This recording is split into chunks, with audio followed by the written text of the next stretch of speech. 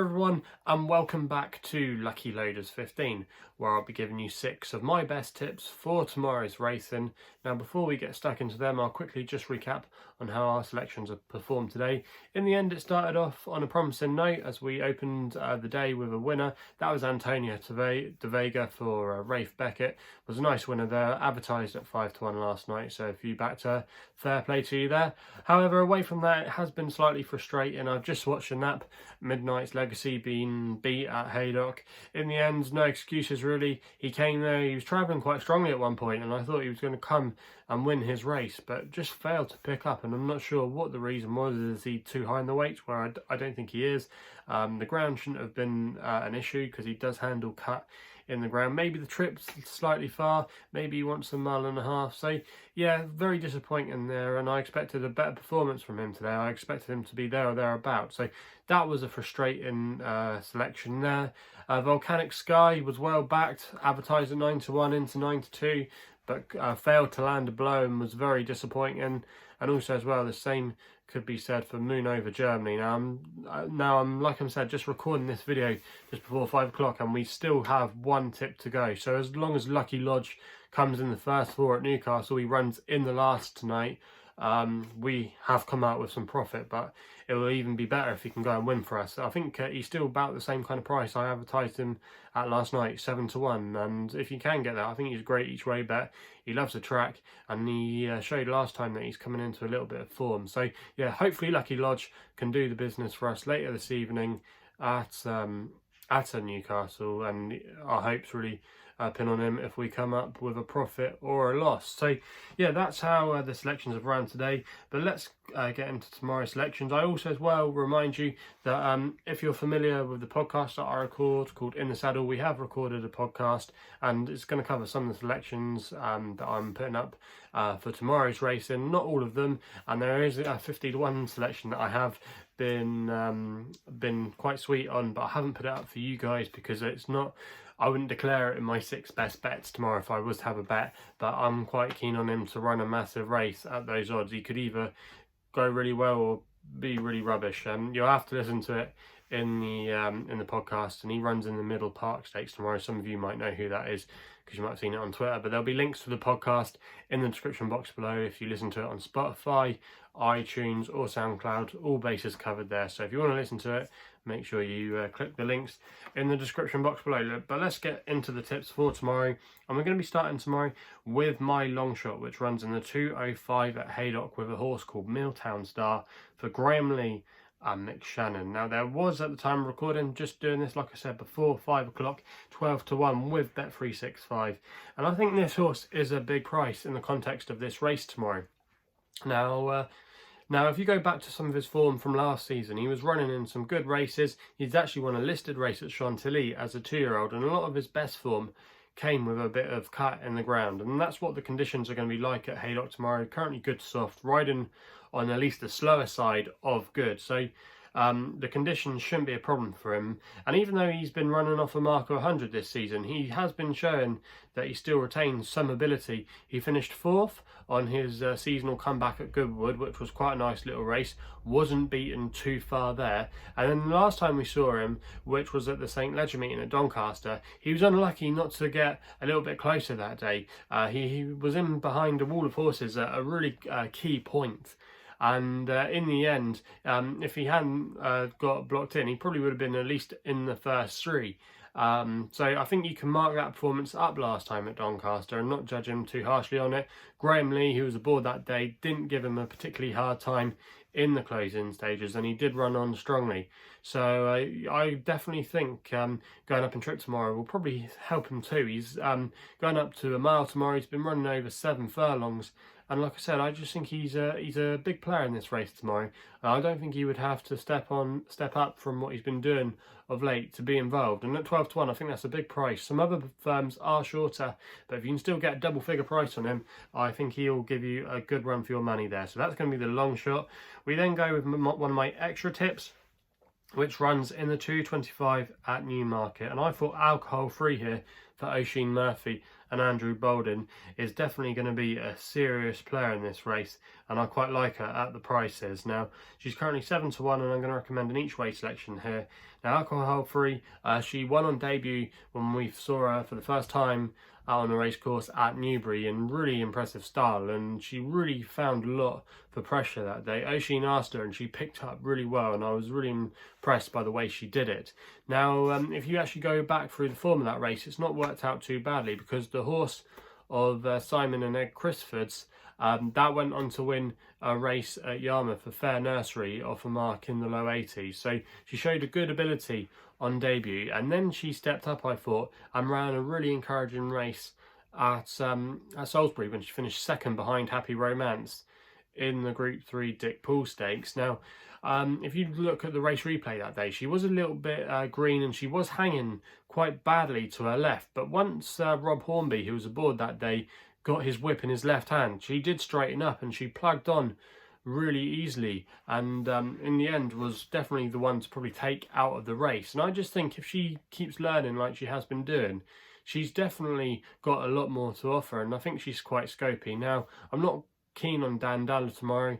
Some people will stay loyal with her, but I just think she was a bit more of an early season type, and she was a lot further forward than some of her rivals. And I think some of them now, like the likes of Happy Romance and also as well Alcohol Free, they're going to be catching up with her, and these are the fillies I like to side with. I think if Alcohol Free can come on from that run at Salisbury, I think she could potentially reverse the form of Happy Romance.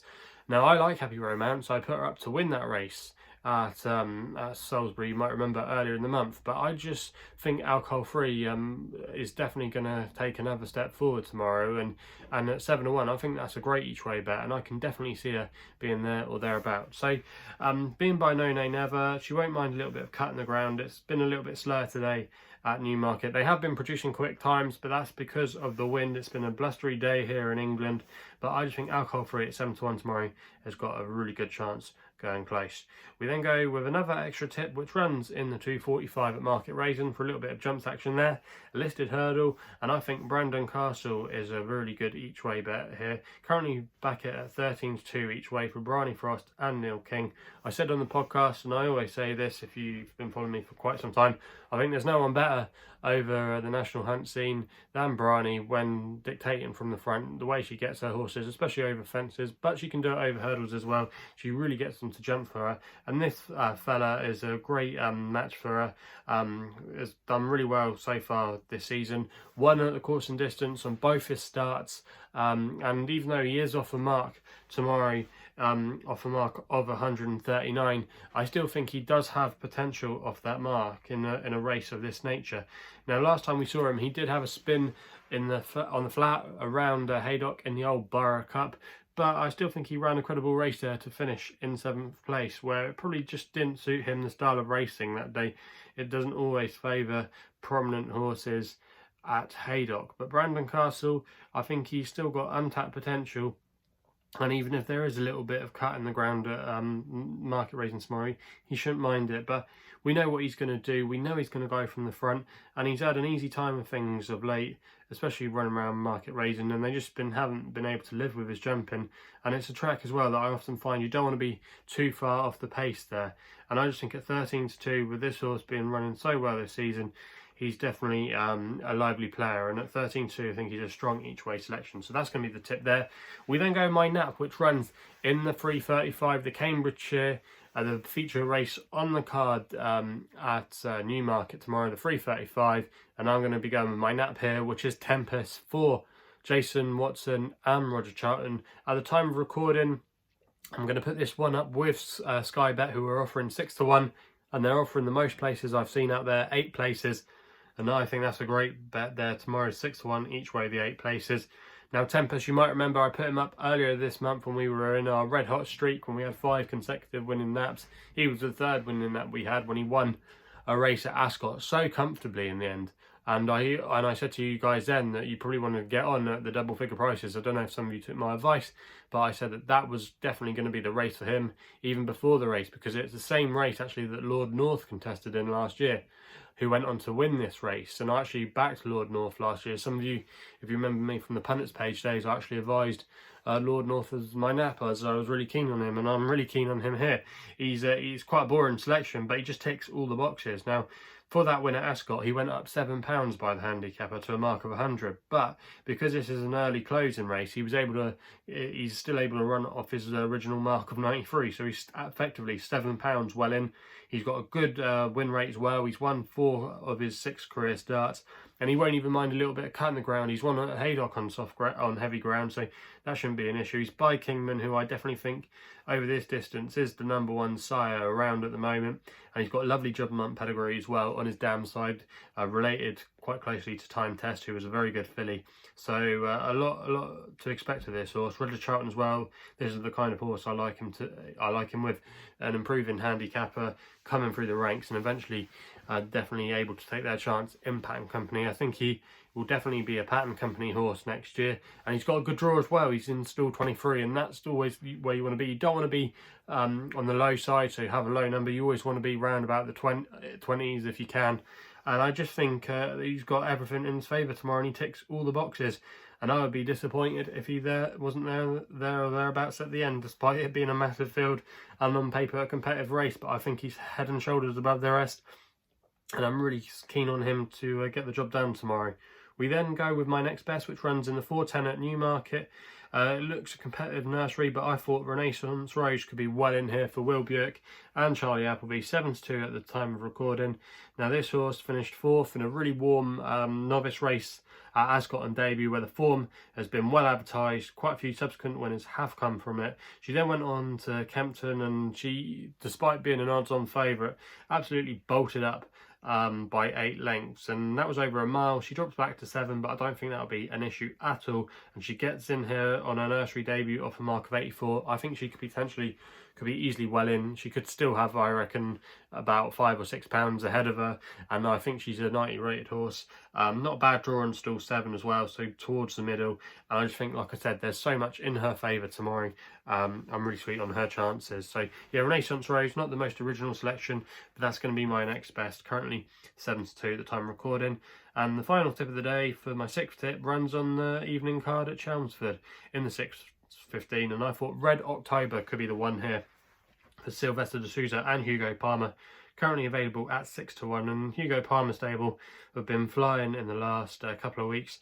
They're operating at a 40% strike rate before today, and if you look at some of the horses they've had, we've put up a couple of them. You might remember Hamish Macbeth last week was a win in that for us at Yarmouth. And I just think he's in red hot form at the moment, and you've got to be following his horses. Now, this horse, Red October, coming back to Chelmsford, is definitely going to be a positive move for him.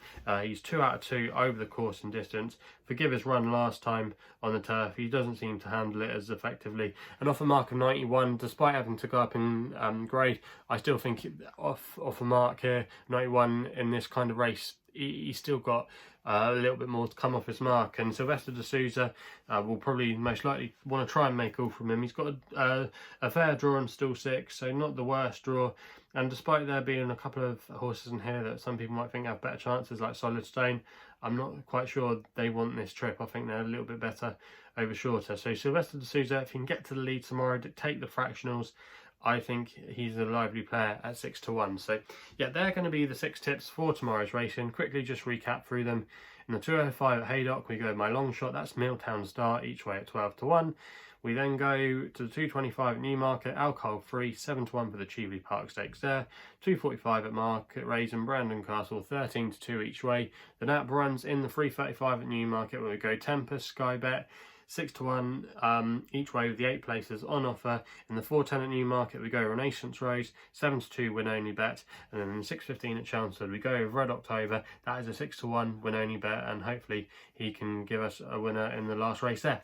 So yeah, they're the 6 tips for tomorrow's racing. I will try and do a video for Sunday's racing. A lot of you that follow me know that for me to do a video on a Sunday is a rare thing, but I am going to try and do one on Sunday if I can. So stay tuned for that. But if I don't, there will be an announcement on Twitter what's going on with the action on Sunday if you don't see a video. So make sure you follow me on Twitter if you don't do so already, where my handle is @LuckyLoader15. Also as well, if you're liking the videos, please give us a thumbs up, and please remember to subscribe here to my YouTube channel so you don't miss out on any videos. Really appreciate it if you do. But that's all I got to say.